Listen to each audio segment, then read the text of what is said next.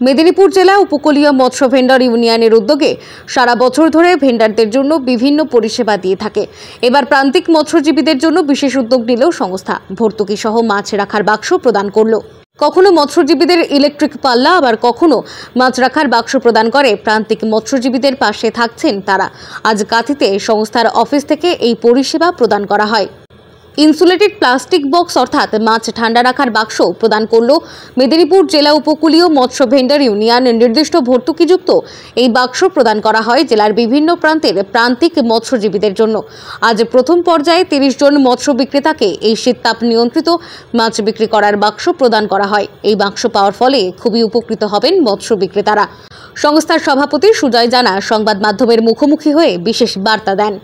আজকে আমরা ঠান্ডা রাখার বাক্স এই বাক্সটা আমাদের ভেন্ডারদের হলে খুব ভালো কাজে লাগে। কেননা আগে যে আমি ব্যবসা করেছিলাম ঝুড়িতে শাল পাতে দিয়ে রাখতাম, এরপরে আমরা সুজয়বাবু ওই থেকে মাগনা করে এনে আমাদের 30 জনকে আজকে দিলাম, আরও অনেকে দেওয়া হবে ভর্তুকি রেটে আর কি।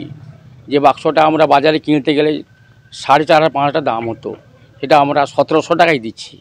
সেই জন্য আমার ভেন্ডারদের বিভিন্ন জায়গা থেকে এসে এই বাক্স পাওয়ার ফলে লাভের মুখ দেখবেন তারা। এর মধ্যে 4 জন উপভোক্তাকে বিনামূল্যে বাক্স প্রদান করা হয়। সারা বছর ধরে প্রান্তিক ও মৎস্যজীবীদের জন্য কাজ করে চলেছেন মেদিনীপুর জেলা উপকূলীয় মৎস্য ভেন্ডার ইউনিয়ন। বিভিন্ন সরকারি পরিষেবা পাওয়ার জন্য তৎসহ বিভিন্ন দাবি নিয়ে তারা যেন আন্দোলন করছেন। অন্যদিকে সংস্থার উদ্যোগে প্রান্তিক মৎস্যজীবীদের উন্নয়নের জন্য সারা বছর ধরে বিভিন্ন কর্মসূচি গ্রহণ করেছেন তারা। মৎস্য বিক্রেতাদের জন্য ইলেকট্রিক পাল্লা, আবার কখনো মাছ রাখার বাক্স।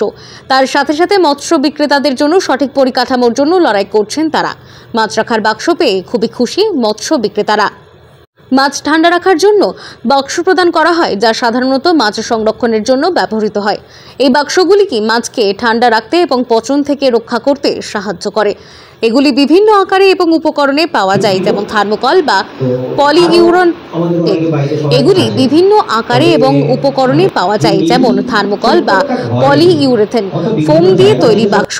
সংস্থার তরফ থেকে উন্নত মানের বাক্স প্রদান করা হয়। আজকের এই অনুষ্ঠানে উপস্থিত ছিলেন কাঁথি মিল ভবনের FEO নন্দন প্রামাণিক। পূর্ব মেদিনীপুর থেকে রাজীব নন্দীর রিপোর্ট, টাইমলেস ডেপিকশন নিউজ।